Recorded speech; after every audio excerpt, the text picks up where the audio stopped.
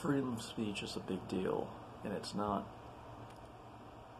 what people want you to believe it is. Freedom of speech is more about what it takes to say what you want to say when no one else wants you to say it. And so, while I agree with Stefan when he says that we have freedom of speech in theory but not in practice, I would say that's also because that people aren't accepting that, not necessarily him, but people aren't accepting that we have to still take risks in order to gauge freedom of speech. It's not like, going to a casino and playing poker where you just really have to show up and wear clothes, maybe have a little bit of money, or you can just watch people play poker, right, and not spend anything, or not bring any money at all. And the problem, though, is that people aren't realizing that that's just poker. It's not freedom of speech. And freedom of speech, even if you don't say anything, if you attend an event where the people are speaking freely, that is a problem for those who are against freedom of speech. And in particular, when you're against those who are, or you're speaking ill, not in favor of those who want to suppress the results of what will happen after, what they perceive what will happen after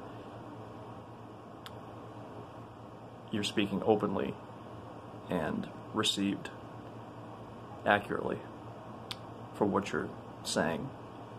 And this doesn't just go from freedom of speech, it goes from freedom of the press, writing stuff down and showing people what you wrote. And so it's foundational to understand that it's a fight, because there's, follow the money, as they say, and that's a big deal. So a lot of people don't want you to have freedom of speech because freedom of speech is usually more costly to other people who already have a stake in the game. They already have a stake in the game, and so if it costs them $100 and it costs you $10, right? If it costs them $100 if you speak openly and it costs you $10 to speak openly, then they're going to use that against you. And so we have to remember that it's beyond money. We're talking about future generations here. We're talking about our children, our grandchildren. And so we can't look at it cosmetically within the next 10 seconds. And this is why Stefan Molyneux does such a great job, is because he already realizes this. And that's why, when his events get canceled, he still makes his events. And so,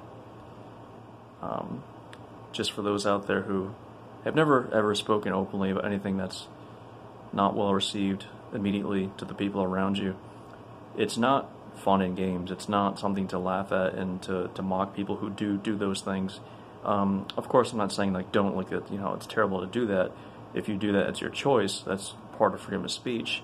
It's just that you're showing very clearly where you stand, and you probably won't be able to stand at all when push comes to shove, when those people who you're laughing at, who are the minority of speakers, which everyone who's in favor of freedom of speech is a minority, is that you'll be on the wrong side, and you probably will not like the consequence of that.